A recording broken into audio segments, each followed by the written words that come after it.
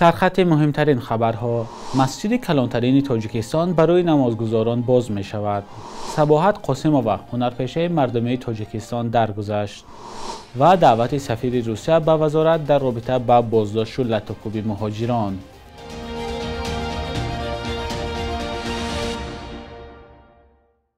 درود بینندگان عزیز، با آخرین خبرهای تاجیکستان و جهان در خدمت شما هستیم. امروز 25 می است.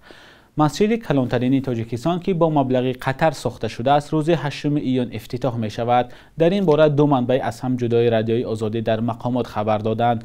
به گفته منابع آزادی، برای افتتاح مسجد کلانترین یک هیئت بلند مقام از قطر به تاجیکستان می آیند. سفر هیئت قطر را در دفتر مطبوعات پرزیدنت تاجیکستان تصدیق کردند، ولی نگفتند که دقیقاً کی می آید.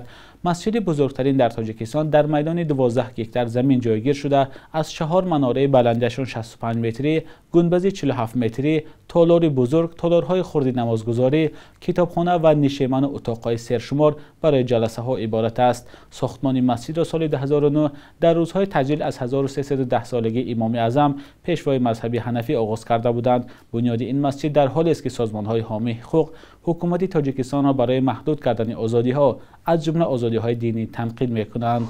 صباحت قاسموف هنرپیشه مردمی تاجیکستان روز 24 می در 72 سالگی درگذشت. او همسر کارگردان شناخته فراخ قاسم و خواهر آوازخوان زندیان مقدس نبیه بود. دانشکده آموزگاری را خوانده، زیاده از 50 سال عمر خود را به کار صحنه و تئاتر گذراند. همسرش فراخ قاسم در سال 1990 تئاتر اهارون را تأسیس داد و صباحت قاسموف در سرگاه این تئاتر تجربوی قرار داشت و از قهرمان‌های اصلی صحنه‌های این تئاتر بود. تقریبا در 80 نمایش گوناگون نقش بازیده است. پس از مرگ شوهر در سال 2010 رهبری تئاتر تجربوی اهارون به دست صباحت قاسموف افتاد. صباحت قاسموف برنده جایزه بهترین نقشزن نوروز 90، توگایلیک، دهه فجر و آسیای میانه است.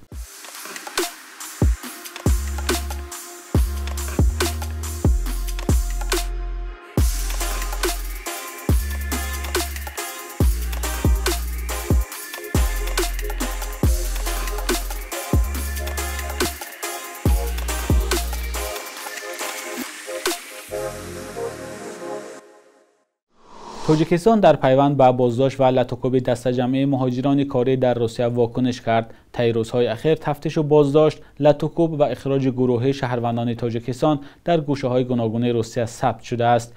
نمایندگان وزارت کارهای خارجه تاجیکستان روز 24 می سفیر روسیه را در دوشنبه به صحبت دعوت کردند. به خبر وزارت، نگرانی جانب تاجیکستان درباره با بهانه‌های گوناگون به طور عمومی بازداشت گردیدن شهروندان تاجیکستان در قلمرو روسیه رسانیده شده است. در این واخوری همچنین بازداشت و لطوکوب بیشتر از 100 دانشجوی تاجیک در خباروفسک نیز بررسی گردیده است. امبودسمن یا وکالتدار حقوق انسان در تاجیکستان امید بابازاده نیز در نامه به همتای روسش تاتیانا مسکالکووا خواسته است سبب‌های برخورد را با دانشجویان تاجیک در خباروفسک دقیق کنند. امید بابازاده گفته است در نتیجه لطوکوب بیرحمانه یکچند دانشجوی تاجیک جراحت وزنین برداشتند و به جراحی نیاز دارند. بیش از 100 دانشجوی تاجیک دانشگاه کامسامولسکی لب امور روسیه روز 19 می از سوی نیروهای ویژه منطقه خباروفسک لطوکوب و شکنجه شدند. به خبرهای رسیده از روسیه، تنها در شهرک کاتلنیکی ولایت مسکو صدها مهاجر تاجیک را دستگیر و شکنجه کردند. گروه از مهاجران تاجیک از شهر سنت پترزبورگ هم گفتند نیروهای ویژه پلیس روز 19 می حجت‌های آنها را تفتیش و ادعای را اذیت داده و با خود بردند. دلیل رفتار مقامات روسیه معلوم نیست.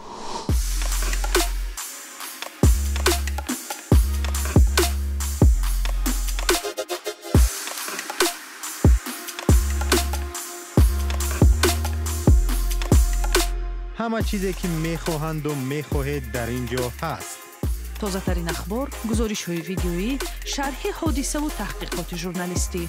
زمینه رادیو آزادی را نصب کنید و همین این را با انگشت زدن به تلفن هوشمند خود به دست بیارید.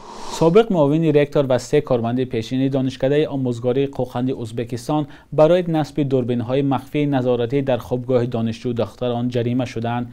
طبق اطلاع خبرگزاری گزیت اوز، معاون پیشین رکتور حدود 400 و 3 کارمند سابق قریب $300 جریمه شدند. سخنگوی دادگاه عالی ازبکستان عزیز عابدوف گفت سابق معاون رکتور دانشکده آموزگاری قوقند در نقض حریم خصوصی عیبدار دانسته شده است. دانشجو دختران دانشکده آموزگاری قوقند قبلا شکایت کرده بودند که در خوابگاه‌های آنها دوربین‌های نظارتی پنهانی نصب کرده شده است. بخش یک روز تاریخ را همکارم خیرامان بقازاده تقدیمتان می‌کند که مهمترین تحولات تاریخی در روز 25 می را فرا می‌گیرد.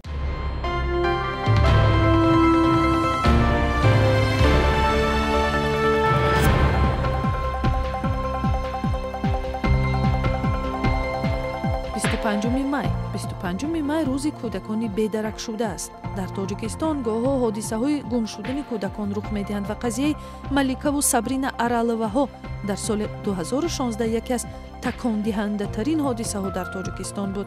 سال 2018 وزارت داخلی تاجیکستان گفت که از 129 کودک بی‌درک شده توانستند 112 نفر آنها را پیدا کنند، باقی در جستجو می‌باشند. آنهایی که از بیماری جاغر اذیت می‌شوند باید بدانند که 25 می روز جهانی غدود سپرشکل است. این سنه برای بالا بردن سطح آگاهی مردم درباره بیماری‌های وابسته به غدود سپرشکل و جاغر تأسیس شده است، چون که در تاجیکستان ده‌ها هزار نفر به جاغر گرفتار هستند.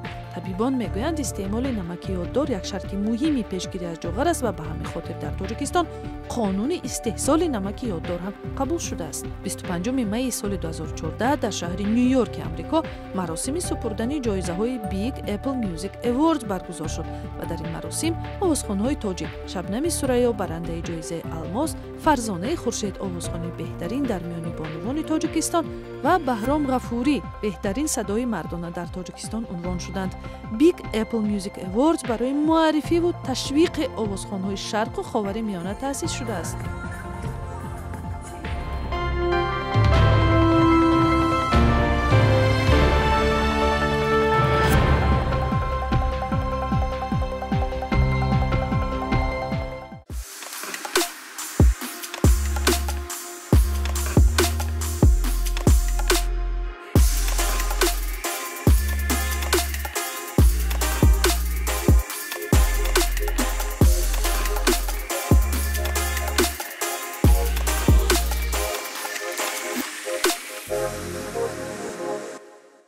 صبح امروز در بانک‌های تجارتی تاجیکستان 1000 روبل روسی به 134-136 سامانی برابر است. $100 آمریکایی باشد تا 1092 سامانی عوض می شود.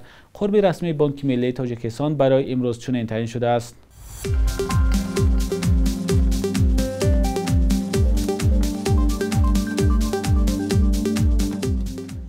بینندگان عزیز، به پایان برنامه نویدی بامدادی رسیده. ممنون از همراهیتان.